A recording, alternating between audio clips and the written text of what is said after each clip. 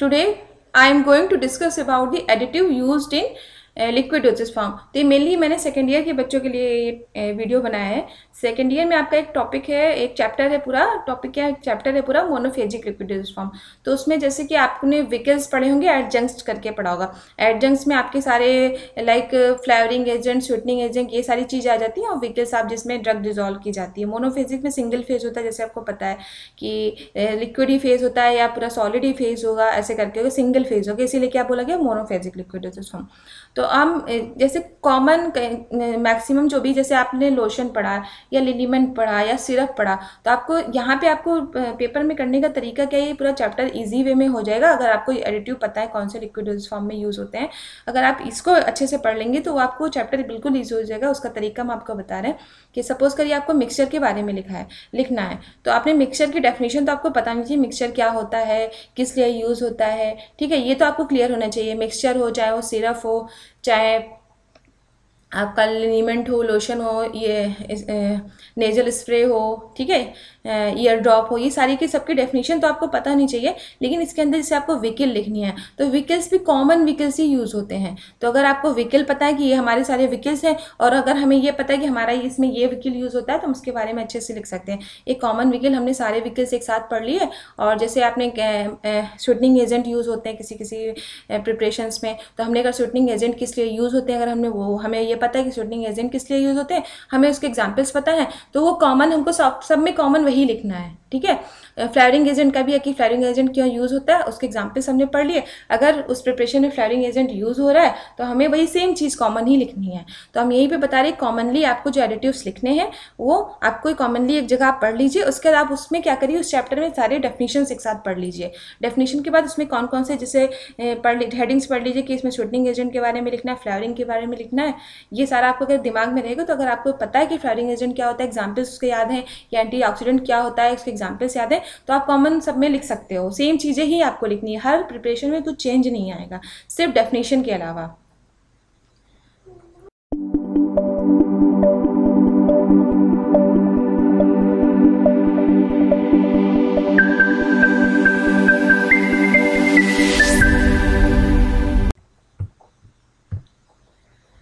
अब देखते कौन कौन से कॉमन एडिटिव्स हैं जो यूज़ होते हैं एडिटिव्स लिक्विड डोसेज फॉर्म में। विकल्स हैं, एंटीऑक्सीडेंट्स हैं जिन्हें हम केमिकल स्टेबलाइजर भी बोल सकते हैं, प्रिजर्वेटिव्स हैं, buffers, hydrocolloids, colouring agents, flavouring agents, sweetening agents, ये सारे।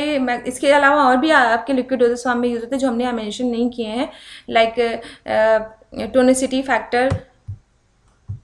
बट हम यहाँ अगर मोनोफेजिक लिक्विड डोसेज के फॉर्म से लिक्विड डोसेज फॉर्म के अकॉर्डिंग समझें तो ये सारे सफिशिएंट है। इसके अलावा टोनिसिटी फैक्टर आपको लास्ट का एक चैप्टर है जो ईयर ड्रॉप्स जिसमें है ऑप्थेल्मिक प्रोडक्ट्स, उसमें टोनिसिटी फैक्टर्स आएंगे, वेटिंग एजेंट्स उसमें भी आएंगे, ऐसा नहीं है। तो ये आपका मेन उस चैप्टर के लिए मेरे मेन जो हमारा मेन एम था कि उस चैप्टर के लिए स्पेशली एडिटिव्स बनाने का मोनोफेजिक लिक्विड डोसेज फॉर्म के लिए। तो हम 1 बाय 1 डिस्कस करते हैं क्या होता है। तो विकल्स क्या होते हैं, vehicles are commonly used in the formulation to dissolve, suspended और डिस्पर्स्ड द इंग्रेडिएंट्स। तो विकल्स का क्यों यूज़ किया जाता है, एक तो विकल क्या करते हैं, किसी भी प्रिपरेशन को एक बल्क बनाते हैं, ठीक है। बल्क बनाने के साथ साथ और क्या करते हैं कि हमारा जो भी इंग्रेडिएंट है वो अगर उसको डिसॉल्व करने के काम आते हैं।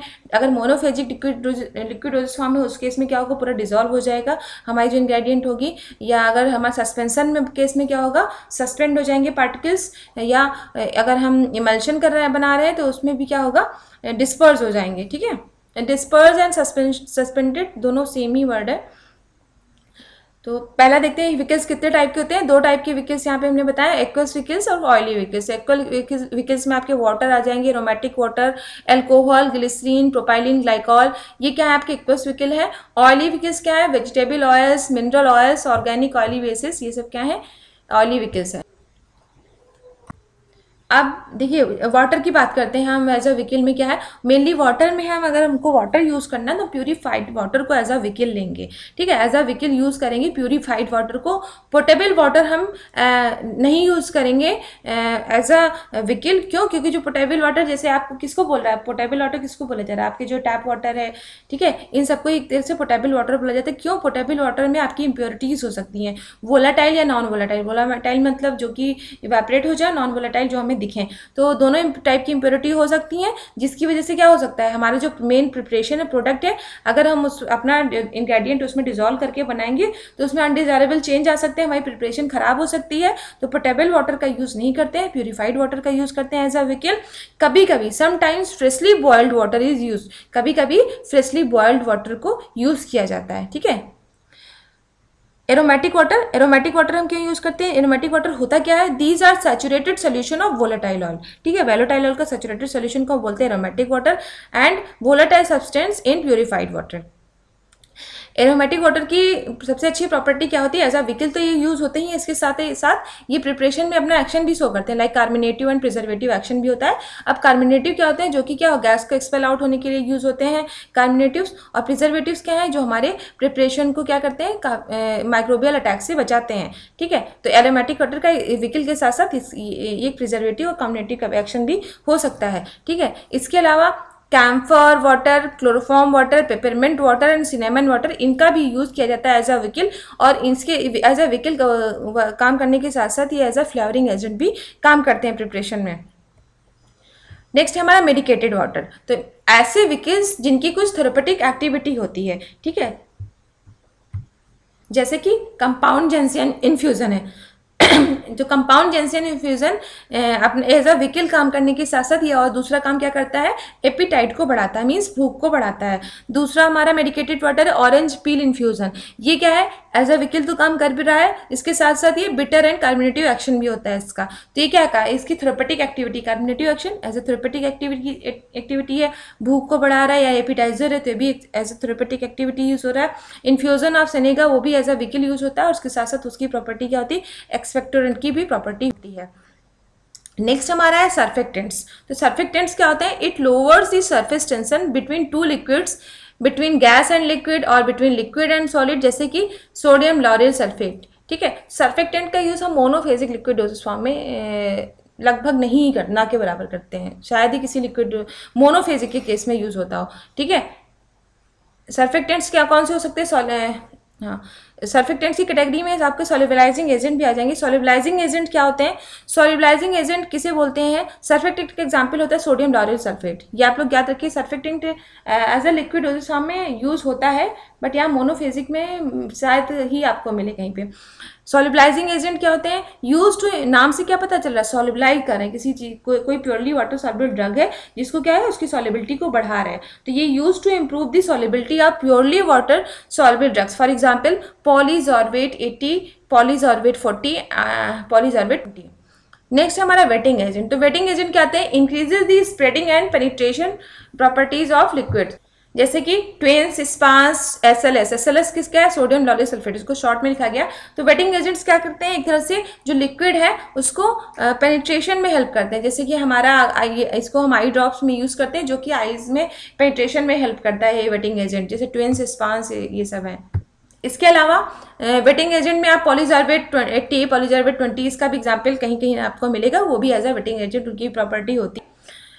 नेक्स्ट है हमारा एंटीऑक्सीडेंट, तो एंटीऑक्सीडेंट क्या करते हैं, नाम से क्या पता चल रहा है, anti means against, oxidant means oxidation, तो ऑक्सीडेशन के अगेंस्ट जो काम करते हैं, तो ये क्या होते हैं, it prevents the drug from oxidation by atmospheric oxygen. Suppose करिए ड्रग थोड़ा सा भी ओपन फॉर्म है एटमॉस्फेयर के कॉन्टेक्ट में ही, तो ऑक्सीजन से क्या हो सकता है, उसका ऑक्सीडेशन हो सकता है और हमारी प्रिपरेशन खराब हो सकती है। तो एंटीऑक्सीडेंट को फार्मास्यूटिकल प्रिपरेशन में, फार्मुलेशन में इसलिए यूज किया जाता है क्योंकि एज ए रिडॉक्स सिस्टम काम करते हैं। ये क्या होते हैं, हायर ऑक्सीडेटिव पोटेंशियल होता है ड्रग से, मीन्स ये खुद ऑक्सीडाइज हो जाते हैं। ठीक है, ड्रग को ऑक्सीडाइज नहीं होने देते हैं, that they are design to protect or as a chain inhibitor of radical induced decomposition. ठीक है, अब एंटीऑक्सीडेंट के एग्जाम्पल कौन कौन से हैं, sodium sulphide, sodium metabisulphite, sodium thiosulphate, sulphur dioxide, ascorbic acid, isoascorbic acid, thioglycerol, thioglycolic acid, ये हैं आपके एंटीऑक्सीडेंट के एग्जाम्पल। नेक्स्ट है हमारा प्रिजर्वेटिव्स, तो प्रिजर्वेटिव्स क्या होते हैं, these are the substances which inhibit the growth of the micro organism in the dosages form. Means अगर हमने प्रिपरेशन बना ली, अब सब ऐसा तो है नहीं कि हमने उसको बनाया तुरंत वो मार्केट में बिकने लगी, नहीं, वो थोड़ा सा टाइम लगता है, स्टोर होती है, तो उस स्टोरेज के टाइम उसमें माइक्रो ऑर्गेनिज्म की ग्रोथ को कौन रोकता है, उसके लिए उसमें प्रिजर्वेटिव ऐड किया जाता है, जिससे क्या होता है, उसे माइक्रो ऑर्गेनिज्म की ग्रोथ नहीं होती है, उसकी ग्रोथ अगर होती है तो प्रिजर्वेटिव क्या करते हैं, इनहिबिट करते हैं, ठीक है, रोकते हैं। तो इसीलिए प्रिजर्वेटिव यूज़ किया जाता है। माइक्रो ऑर्गेनिज्म की अगर ग्रोथ होने लगी होगी तो क्या होगा, हमारी प्रिपरेशन खराब होगी, प्रिपरेशन खराब होने के साथ साथ क्या होगा, हमारी हेल्थ में नुकसान पहुंचेगा, ठीक है, प्रोडक्ट की स्टेबिलिटी पे इफेक्ट आएगा। आइडियल प्रिजर्वेटिव कैसा होना चाहिए, ideal preservative must be effective against a broad spectrum micro organism. Means ideal preservative उसको बोला जाता है जो हर तरह के ब्रॉड स्पेक्ट्रम माइक्रो ऑर्गेनिज्म के अगेंस्ट काम करें। Must be physically, chemically and microbiologically भी स्टेबल होना चाहिए for life time of product, ठीक है। It must be non toxic, adequately soluble, compatible with other formulation of compound. Means जो हमारी फार्मुलेशन में दूसरे कंपाउंड्स या दूसरे इंग्रेडिएंट्स पड़े हैं उनके साथ क्या होना चाहिए, कंपेटेबल होना चाहिए। अब यहाँ पे हमने बताया कि आपके जो प्रिजर्वेटिव्स हैं उनको 4 कैटेगरी में हमने डिवाइड किया है। तो आप ऐसे याद कर सकते हैं तो याद करिए, नहीं याद कर सकते कोई दिक्कत नहीं है, आप सीधे कुछ नाम याद कर लीजिए कुछ के, वो किसी भी कैटेगरी के हो सकते हैं। तो एसिडिक में आपके phenol, chlorocresol, benzoic acid and salt, boric acid and salt, sorbic acid and salt, orthophenyl phenol, ठीक है, ये एसिडिक में आ गए। न्यूट्रल में क्लोरोक्रिसॉल, बेंजाइल अल्कोहल, मर्क्यूरल में थायोमर्सल, नाइट्रोमर्सल, ठीक है। क्वाटर्नरी अमोनियम कंपाउंड में benzalkonium chloride, cetyl pyridinium chloride, ये आपके हैं एंटीऑक्सीडेंट। तो अब सपोज आपसे कोई भी एंटीऑक्सीडेंट का एग्जांपल पूछता है तो आपने ऐसे नॉर्मली बता दिया कि benzoic acid, benzyl conium chloride, वो भी सही है। लेकिन अगर आप एक प्रॉपर वे में याद कर सकते हैं तो वो और अच्छी बात है। नेक्स्ट बात करते हैं बफरिंग एजेंट्स की। तो बफरिंग एजेंट्स क्या होते हैं, it is used in the formulation when there is any change in the pH when acid base is added. Means ये फार्मुलेशन में इसलिए ऐड की जाती है कि अगर कोई हमारी फार्मुलेशन में चेंजेस आ रहे हैं, कब, जब कोई एसिड या बेस ऐड किया जा रहा है तो वो पीएच को मेंटेन किए रहते हैं। ये क्या करते हैं, स्टेबिलिटी को मेंटेन करते हैं, जैसे कि monobasic, sodium acetate, citrate, potassium metaphosphate, ये आपके बफरिंग एजेंट के एग्जाम्पल है। नेक्स्ट है हमारा हाइड्रोक्लोराइड्स। हाइड्रोक्लोराइड्स क्या होता है, hydrochlorides are high molecular weight substances commonly used for thickening, produces highly viscous solutions, suspensions और जेल्स, ठीक है। ये क्या करते हैं, ये हमारी प्रिपरेशन को एज अ थिकनिंग एजेंट काम करते हैं, हाईली विस्कस सॉल्यूशन बनाते हैं। इसमें भी इसके एग्जांपल्स हैं, इसको भी 3 पार्ट में क्लासीफाई करके एग्जांपल बताए, natural, semi synthetic and synthetic. Means natural means जो हमें डायरेक्ट जो है नेचुरल से मिल रहा है, नेचर से मिल रहा है, एकेसिया, ट्रेगाकैन, थगार। सेमी सिंथेटिक में sodium carboxy methyl cellulose and synthetic में कार्बोल्स। नेक्स्ट हमारा कलरिंग एजेंट। तो कलरिंग एजेंट हम क्यों यूज़ करते हैं, ताकि हमारी जो प्रिपरेशन है वो देखने में अच्छी दिखे, एस्थेटिक दिखे, और देखने में अच्छी होगी तो क्या होगा, पेशेंट अट्रैक्ट होता है इसलिए। और दूसरी चीज़ है, और दूसरी किस चीज़ में हेल्प करती है, हमें प्रोडक्ट को आइडेंटिफाई करना है, हमें प्रोडक्ट के ड्रग के आइडेंटिफिकेशन में भी हेल्प करती है। सपोज करिए जिसे ड्रग के बारे में नहीं किसी पेशेंट को पढ़ना होता है, बस उसे ये पता होता है ना, कलर देख के वो पहचान सकता है कि हाँ ये मैं शाम को लेता हूँ, सुबह लेता हूँ। तो ये कलर आइडेंटिफिकेशन ये भी बहुत इंपॉर्टेंट रोल प्ले करता है कलरिंग एजेंट। इसमें 2 पार्ट में क्लासीफाई कलरिंग एजेंट को भी किया है हमने यहाँ पे। सिंथेटिक कलर होते हैं, नेचुरल कलर्स होते हैं। सिंथेटिक में erythrosine, tartrazine, indigo, eosin, fluorescein. And natural colours में, वेजिटेबल कलर्स में क्लोरोफिल, कैरोटीन, ये नेचुरल कलर्स हैं। एनिमल कलर्स में कॉचिनियल, मिनरल कलर्स में titanium oxide and ferric oxide, ये हमारे क्या है फ्लेयरिंग एजेंट। नेक्स्ट हम बात करते हैं फ्लेयरिंग एजेंट की। तो ये क्या करते हैं, हमारी जो भी स्मेल होती है हमारी ड्रग की, कोई वैसी अनप्लेजेंट स्मेल है उसको क्या करते हैं, मास्क कर देते हैं। ये मेनली पीडियाट्रिक फार्मुलेशन में यूज़ किया जाता है, ठीक है।